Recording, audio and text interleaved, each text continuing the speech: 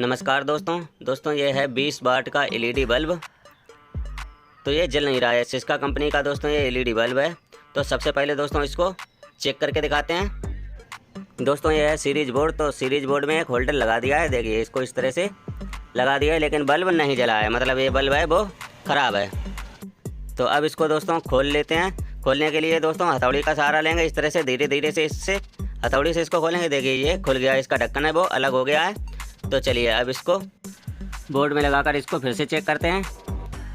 देखिए दोस्तों इसमें बोर्ड में होल्डर में इसको लगा दिया है। तो उसके बाद में देखिए दोस्तों इस तरह से एक वायर लेना है, और काले और लाल वायर है, इसमें इस तरह से लगाकर हटा देना है। मतलब एक बार लगा लेना है, इसके बाद एक बार लगाकर इस तरह से हटा देना है। अगर इसमें करंट आ रहा हो तो समझ लो इसका जो ड्राइवर है वो ठीक है, अगर करंट ना आ रहा हो तो समझ लीजिए इसका जो एलईडी है वो ख़राब है। तो इसका दोस्तों करंट नहीं आ रहा है, तो इसमें इसका जो ड्राइवर है वो ख़राब है। तो यहाँ से इसको खोल लेते हैं। अब दोस्तों खोलने के लिए प्लास की मदद लेंगे। देखिए दोस्तों ये है प्लास। तो चलिए इससे इसका ढक्कन खोल लेते हैं। इस तरह से इसको दबाना है, इतना कर्रा नहीं दबाना है कि ये पिचक जाए दोस्तों, हल्के से ही दबाना है। इस तरह से इसके ढक्कन को थोड़ी ताकत लगा करके ये खुल जाएगा। देखिए ये खुल गया है। तो इस तरह से दोस्तों इसके ढक्कन को हटा दिया है। चलिए अब इसके जो अंदर का सर्किट है इसको बाहर निकाल लेते हैं, देखते हैं इसमें क्या कमी हो गई है। देखिए इस तरह से थोड़ी ताकत लगाने पर ये अपने आप ही निकल जाएगा। देखिए ये निकल गया है। तो चलिए अब इसको बिजली में लगाकर देखते हैं। बिजली में लगाकर उसके लिए दोस्तों चाहिए एक अलग से लीड। देखिए ये है लीड।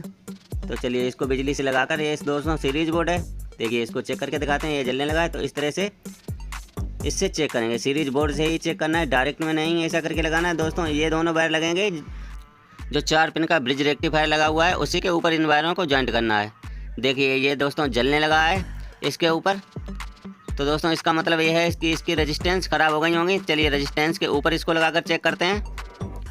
देखिए ये दोनों रेजिस्टेंस हैं, यहाँ पर वायर लगाना है। सबसे पहले दूसरी तरफ लगाएंगे। देखिए यहाँ पर करंट आ रहा है, यहाँ पर भी आ रहा है, यहाँ पर भी आ रहा है। तो दोस्तों करंट तो प्रॉपर आ रहा है, इसका मतलब ये है कि इसका कोई भी पुर्जा है वो हिल रहा है। इस तरह देखिए इसका जो ट्रांसफार्मर है वो हिल रहा है, तो इसी की वजह से ये कभी कभी जल जाता होगा, कभी ये बंद हो जाता होगा। तो यही दोस्तों इसमें कमी है। तो सबसे पहले जो ट्रांसफार्मर की दोनों वायरें हैं इनको अच्छी तरह से सोल्ड कर देंगे, जिससे कि ये बंद ना हो। देखिए दोस्तों ट्रांसफार्मर की 2 पिनें लगी हुई हैं, ट्रैक। तो दोस्तों दोनों ट्रैकों के ऊपर इस तरह से सोल्डर लगा देना है, जिससे कि ये दोबारा से ना ख़राब हो, दोबारा से सही बना रहे। तो चलिए इसको सोल्ड कर लेते हैं इस तरह से दोस्तों। दोनों वायर को इसको इस तरह से सोल्ड कर लिया है, क्योंकि जिसकी जो पिन है वही हिल जाती थी, तभी ये बंद हो जाता था। तो इस तरह से दोनों वायरें बारी बारी से सोल्ड कर लिए हैं। चलिए दोस्तों अब इसको फिर से कस लेते हैं उसी होल्डर में।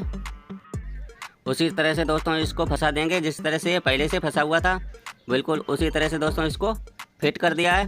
दोस्तों इसकी जो सर्किट को इस तरह बाहर निकालिया, इसको यहाँ पर सोल्ड भी करना है, इसलिए इसको खींच लिया है।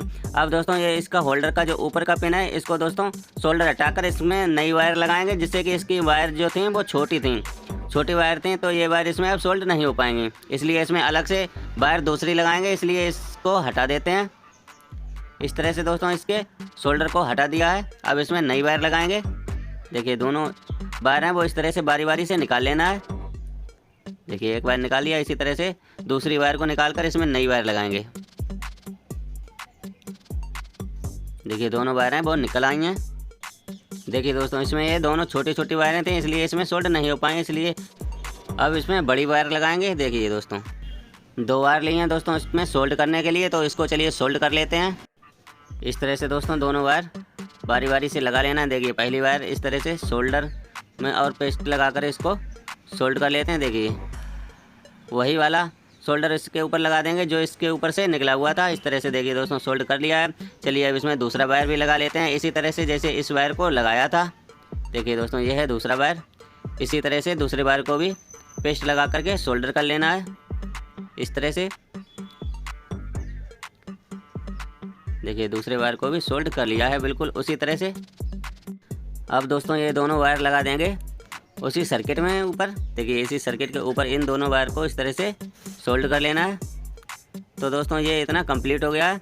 अब इसके ढक्कन को उसी तरह से लगा देंगे जिस तरह से इसको निकाला था। देखिए दोस्तों इस तरह से उसको लगा देंगे।